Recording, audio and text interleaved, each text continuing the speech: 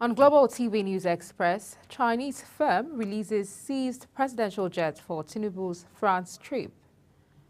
54 demobilized core members from Unical will be prosecuted, according to NYSC. In business, firm partners Dicon on job creation for retired military personnel. On the foreign scene, Biden says Gaza's ceasefire deal closer than ever. And in sports, CAF, Nigerian clubs to get $50,000 windfall. Hello and welcome to all our viewers in Nigeria and around the world to News Express and Global Television. We're coming to you live from the nation's capital, Abuja. I'm Queen Agaba. A quick reminder that Global Television is on DSTV channel 365. The management of a Chinese firm, Zhongshan Fusheng Industrial Investment Company Limited, says its top officials were unlawfully detained and brutalized by the police during its contractual disagreement with Ogun State government. The firm says the maltreatment compelled it to seek the seizure of Nigerian assets overseas. The media was informed with the news of the seizure of 3 of Nigeria's presidential jets as ordered by a French court. The Taraba State Governor, Agbu Kefes, has called on journalists in the country to maximize the use of digital technology to enhance the efficiency of their jobs in a fast-changing media landscape. Kefes made the call while declaring open the 2024 News Summit of the Federal Radio Corporation of Nigeria in Jalingo, the state capital. Represented by his deputy Aminu Alkali, the governor noted that journalists need to embrace the opportunities presented by rapid technological advancements and social media to enhance efficiency in news and information dissemination. Sokoto State Governor Ahmed Aliyu has called on communities in the Gudu local government area to assist the authorities with relevant information, especially intelligence gathering to defeat bandits terrorizing the area. Aliyu gave the charge while addressing the people of the area who came out to receive him on a thank you visit to the area. He explained that securing the area is a collective responsibility, hence the need for all hands to be on deck. The Jigawa state government has called on the federal government to come to the aid of flood victims in the state, as no fewer than 3,834 persons have been displaced by the disaster. The Executive Secretary of the State Emergency Management Agency, Dr. Haruna Meriga, made the call in Dutse, the state's capital, while speaking to the newsmen on the update of the flood which ravaged 12 local governments. He says the call was necessary in order to ameliorate the sufferings and hardship being experienced by the numerous communities in the 12 affected local government areas. Members, INEC accredited observer organizations have called on law enforcement agencies to refrain from harassing law-abiding Nigerians who carry out legitimate elections duties. Edika Michael has the report. The group, convened by Center for Credible Leadership and Citizens Awareness, emphasized the importance of impartiality and neutrality from Independent National Electoral Commission. The convener and Director General of the Center, Nwambu Gabriel, urged security agencies to desist from unjust detaining of voters and public harassment throughout the electoral process. But all the same, we also believe that notifying the police and other law enforcement agents to be up to their game is our duty as Nigerian citizens. So we are not foreseeing, but what we are saying is that based on the track record, based on the occurrences that have followed the pre-election observation we have done, we believe that Edo State is a place that is known as a flashpoint state. He further called on judiciary to be guided by the provisions of the Electoral Act 2022 and never to allow their antics of political interfere with their decisions. There is no other way an election could be conducted as at today, bearing in mind the provisions of the Electoral Act 2022. It is evident that the BVAS technology must be deployed in Edo State, without which there wouldn't be any election. In fact, voting without a BVAS authentication amounts to an offense. The Edo gubernatorial election is scheduled for September 21st, 2024. Eddie Michael, Global TV News.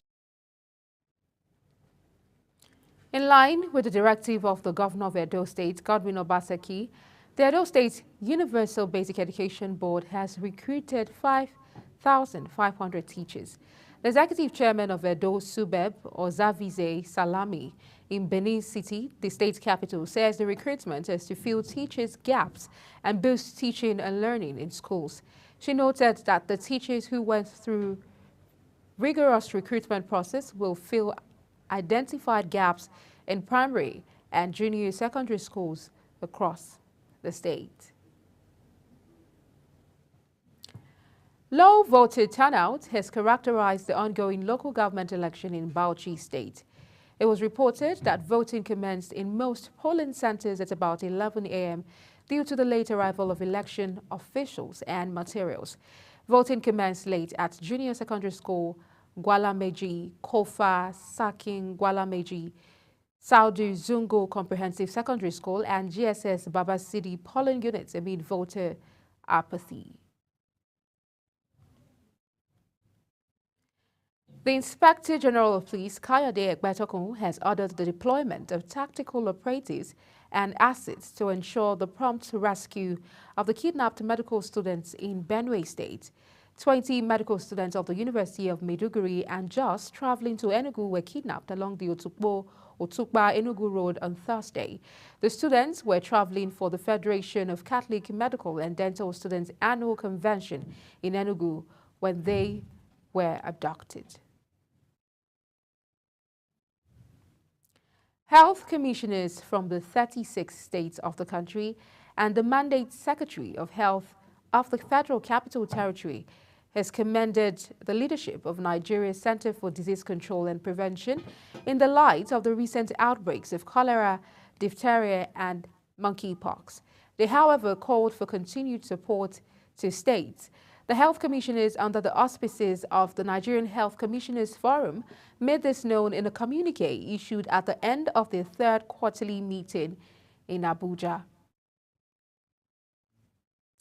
Following the notice of an impending protest by the aviation unions in the country, the Minister of Aviation and Aerospace Development, Festus Keyamo, has appealed to the workers for calm, promising that the federal government will find a lasting solution that balances both the fiscal needs of the government and the operational requirements of the aviation agencies. This is contained in a statement signed by the minister. Barely 24 hours ago, the union decried the continuous deduction of 50% of revenue of the federal government agencies managing and regulating the aviation industry. Senator Shehu Buba Umar of the All Progressives Congress APC has reacted to the withdrawal of Majun Dadim Bauchi, his chieftaincy title, for allegedly insulting the state governor Bala Mohammed. In a letter addressed to the Emir of Bauchi, Senate Committee Chairman on National Security and Intelligence expressed his shock over the decision, noting that he adheres to the policy of constructive criticism, refraining from the use of insulting or abusive language.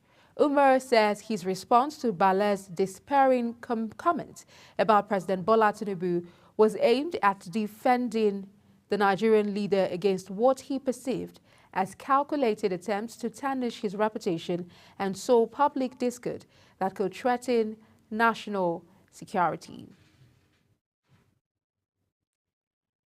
Director General, National Youth Service Corps, NYSC, Brigadier General Yushal Ahmed, has said that 54 corps members from University of Calabar, UNICOR, have been demobilized and will be prosecuted by the NYSC management. Ahmed, in a statement by Director Information and Public Relations of the service, Eddie Megavald, vowed that all illegally mobilized corps members from the university will be prosecuted. He said 19 among them who initially registered online for mobilization has been prevented from service, while 4 certificates of national service for other corporates were not produced by the scheme.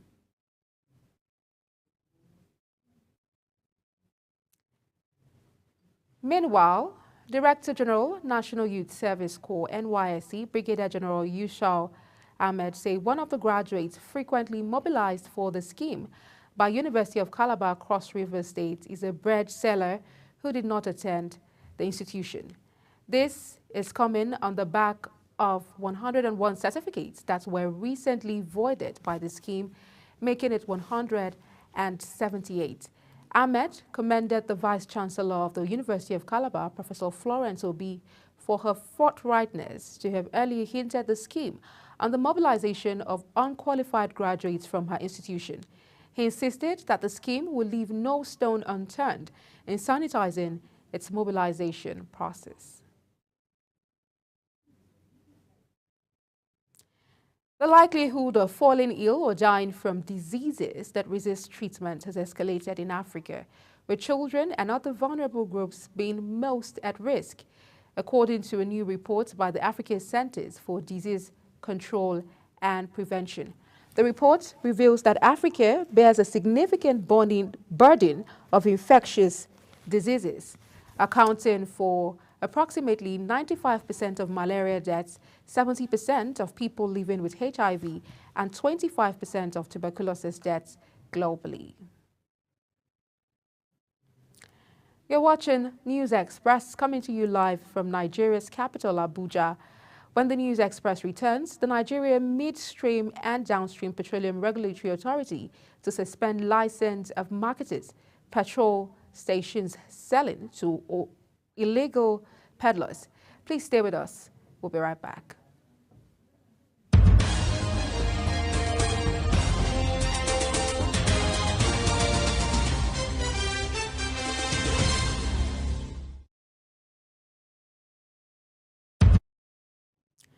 Many thanks for staying with us. If you've just joined us, this is Global Television bringing you live broadcast of the News Express. In business, former presidential candidate and economist Kingsley Moghalu has criticized Africa's emphasis on gross domestic product growth, describing it as a misguided worship that has hindered the continent's true development potential. In a statement via X, Moghalu argued that the focus on GDP alone has stunted Africa's progress, calling for a shift towards a more comprehensive approach to development. He emphasized the need for an endogenous mindset or world view that prioritizes African development from within. The Nigerian Midstream and Downstream Petroleum Regulatory Authority, NMDPRA, has issued a stern warning to filling stations and fuel marketers against the unlawful sale of premium maltose spirits, commonly known as petrol, to illegal roadside peddlers. In a post on X and through a directive issued after a closed-door stakeholders meeting with major retail outlet managers in the Federal Capital Territory, the NMDPRA warned that non-compliance will lead to the suspension of licenses. The agency stated on X that filling stations must refrain from supplying fuel to illegal peddlers, warning that failure to comply will result in the suspension of their retail licenses. The Nigerian stock markets, all-share index and market capitalization fell by 1.51% this week, closing at 97,100.31 points and 55.132 trillion naira respectively, as investors weighed mixed corporate earnings, dividend announcements, and slight dip in inflation. This downturn occurred as Nigeria's headline inflation rate fell for the first time since December 2022, easing to 33.40% in July from 34.19% in June. The Federation Account Allocation Committee has distributed a total of 1.358 trillion naira among the federal government, states and local government councils for the month of July. This announcement was made in a communique following the FAC meeting held in August in Abuja. The total distributable funds of 1.358 trillion naira includes statutory revenue amounting to 161.593 billion naira. A manufacturing company, D7G Nigeria, says its partnership with the Defense Industry Corporation of Nigeria has created jobs for 2,000 civilians and 500 retired military personnel. Speaking at an event in Abuja, the Chief Executive Officer of D7G, Osman Chena, disclosed that D7G is planning with DICON the transfer of advanced military technology to Nigeria. Chena listed key performance indicators of the company, including construction of a military jetty base in Lagos for the berthing of vessels, with an additional area for the production, assembly and storage of defense equipment, covering a lead area of 160,000 square meters. On the foreign scene, Joe Biden says he is optimistic that a Gaza ceasefire deal can be reached, amid concerns that Iran may launch an attack on Israel for the assassination of Hamas leader Ismail Haniyeh in Tehran. Biden said no one in the region should take actions to undermine this process. Hamas has expressed skepticism about the chances of a deal, and without mentioning the possibility of a ceasefire, Israel say it appreciates the efforts of the U.S. and the mediators to dissuade Hamas from its refusal to a hostage release deal. Doctors in India have begun a national strike, escalating the protest against the rape and murder of a female colleague in the West Bengal city of Kolkata. The Indian Medical Association, the country's largest grouping of doctors, says all non-essential hospital services will be shut down across the country. The IMA described last week's killing as a crime of barbaric scale due to the lack of safe spaces for women, and asked for the country's support in its struggle for justice. In sports, Nigeria's representatives in this year's Confederation African Football Champions Club competitions, Enugu Rangers, Remo Stars, Eyimba, and El Kanemi Warriors will get $50,000 each as participation fees in the preliminary stages of the Champions League and Confederation Cup. Nigerian champions Enugu Rangers and runners-up Remo Stars are representing the country in the Champions League, while Eyimba, who finished third in the MPFL, and President Federation Cup winners El Kanemi Warriors are competing in the Confederation Cup. As we end the Global News Express, let's take a look at our top stories. Chinese firm releases seized presidential jet for Tinubu's France trip. 54 demobilized core members from Unicar will be prosecuted by the NYSC. In business, firm partners DICON on job creation for retired military personnel. On the foreign scene, Biden says Gaza ceasefire deal closer than ever. And in sports, we told you, according to CAF, Nigerian clubs to get $50,000 windfall. That's it on the News Express, and it came to you live from Nigeria's capital, Abuja. We're on DSTV, channel 365, and StarTimes, channel 276. Kindly follow us across all social media platforms using @GlobalTVNG and other handles now showing on your screen. I'm Queen Agaba. Thank you for watching. See you again.